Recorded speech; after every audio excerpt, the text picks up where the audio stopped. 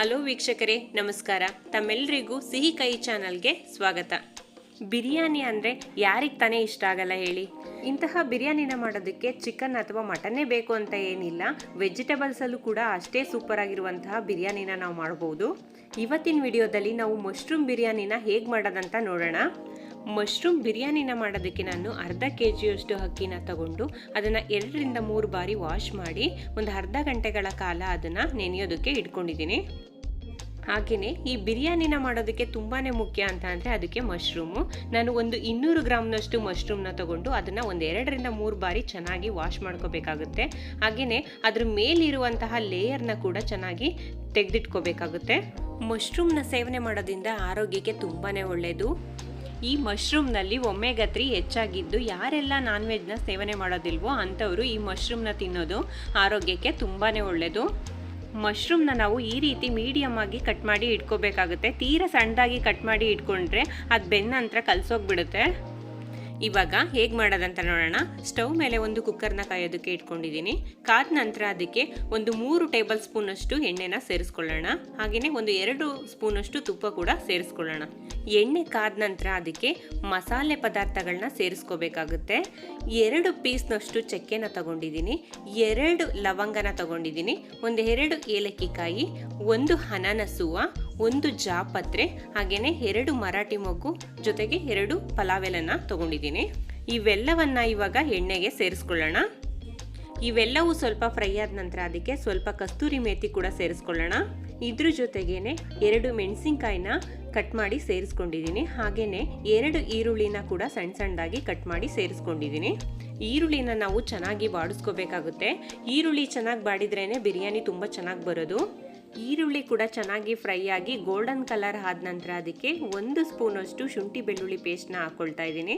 ಶುಂಠಿ ಬೆಳ್ಳುಳ್ಳಿ ಪೇಸ್ಟ್ನಲ್ಲಿರುವಂತಹ ಹಸಿ ವಾಸನೆ ಕೂಡ ಹೋಗೋವರೆಗೂ 1 ನಿಮಿಷಗಳ ಕಾಲ ಅದನ್ನು ಕೂಡ ಚೆನ್ನಾಗಿ ಫ್ರೈ ಮಾಡ್ಕೊಳ್ಳೋಣ. ಜೊತೆಗೆ ಸ್ವಲ್ಪ ಪುದೀನ ಕೂಡ ಸೇರಿಸ್ಕೊಳ್ತಾ ಇದ್ದೀನಿ. ಹಾಗೆ 1 ಟೊಮ್ಯಾಟೊ ಕೂಡ ಕಟ್ ಮಾಡಿ ಸೇರಿಸ್ಕೊಂಡಿದ್ದೀನಿ. ಟೊಮ್ಯಾಟೊ ಚೆನ್ನಾಗಿ ಫ್ರೈ ಆಗೋವರೆಗೂ ಒಂದು 2 ನಿಮಿಷಗಳ ಕಾಲ ಚೆನ್ನಾಗಿ ಫ್ರೈ ಮಾಡ್ಕೊಳ್ಳೋಣ. ಟೊಮೆಟೊ ಚೆನ್ನಾಗಿ ಫ್ರೈ ಆದ ನಂತರ ನಾವು ಸ್ಪೈಸಸ್ನ ಸೇರಿಸ್ಕೋಬೇಕಾಗುತ್ತೆ. ಮೊದಲಿಗೆ ನಾನು ಒಂದು ಅರ್ಧ ಸ್ಪೂನಷ್ಟು ಅರಿಶಿನ ಪುಡಿ, ಹಾಗೆಯೇ 1 ಸ್ಪೂನಷ್ಟು ಅಚ್ಚ ಖಾರದ ಪುಡಿ, 1 ಸ್ಪೂನಷ್ಟು ಧನಿಯಾ ಪುಡಿ, ಜೊತೆಗೆ 1 ಸ್ಪೂನಷ್ಟು ಬಿರಿಯಾನಿ ಪೌಡರ್ನ ಸೇರಿಸ್ಕೊಂಡು ಮಿಕ್ಸ್ ಮಾಡ್ಕೊಳ್ಳೋಣ. ಮಸಾಲೆ ಪದಾರ್ಥಗಳೆಲ್ಲ ಚೆನ್ನಾಗಿ ಫ್ರೈ ಆದ ನಂತರ ಇದಕ್ಕೆ ಕಟ್ ಮಾಡಿ ಇಟ್ಕೊಂಡಿರುವಂತಹ ಮಶ್ರೂಮ್ನ ಕೂಡ ಸೇರಿಸ್ಕೊಳ್ಳೋಣ. ಜೊತೆಗೆ 1 ಕಪ್ನಷ್ಟು ಹಸಿ ಬಟಾಣಿ ಸಹ ಸೇರಿಸ್ಕೊಂಡು ಒಂದು 2 ನಿಮಿಷಗಳ ಕಾಲ ಫ್ರೈ ಮಾಡ್ಕೊಳ್ಳೋಣ. ಈ ಮಶ್ರೂಮ್ನಲ್ಲಿ ಲೋ ಕ್ಯಾಲರೀಸ್ ಇರುತ್ತೆ, ಹಾಗೆಯೇ BP ಕಂಟ್ರೋಲ್ ಮಾಡುತ್ತೆ. ಇಂತಹ ಹಲವಾರು ಪ್ರಯೋಜನಗಳು ಈ ಮಶ್ರೂಮಿಂದ ನಮ್ಮ ದೇಹಕ್ಕೆ ಸಿಗುತ್ತೆ.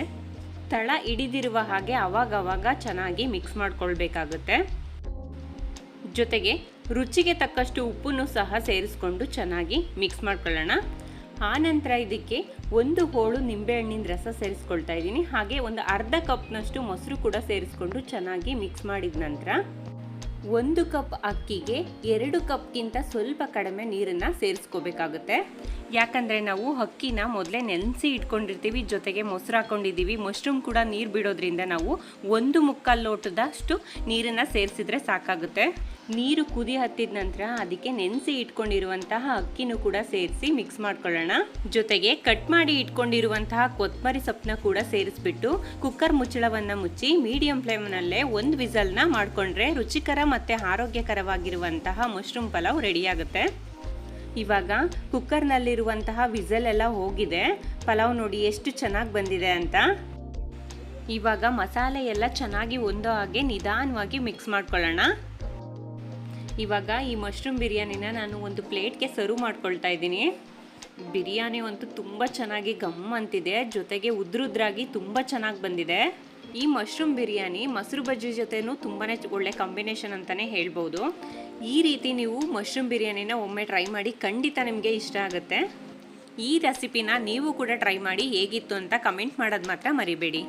ಇನ್ನೂ ಹೆಚ್ಚಿನ ವಿಡಿಯೋಗಳಿಗಾಗಿ ಪ್ಲೀಸ್ ನಮ್ಮ ಚಾನಲ್ನ ಸಬ್ಸ್ಕ್ರೈಬ್ ಮಾಡಿ, ಶೇರ್ ಮಾಡಿ, ಲೈಕ್ ಮಾಡಿ, ಹಾಗೆ ಪಕ್ಕದಲ್ಲೇ ಇರುವಂತಹ ಬೆಲ್ ಐಕಾನ್ನ ಕ್ಲಿಕ್ ಮಾಡಿ. Thank you.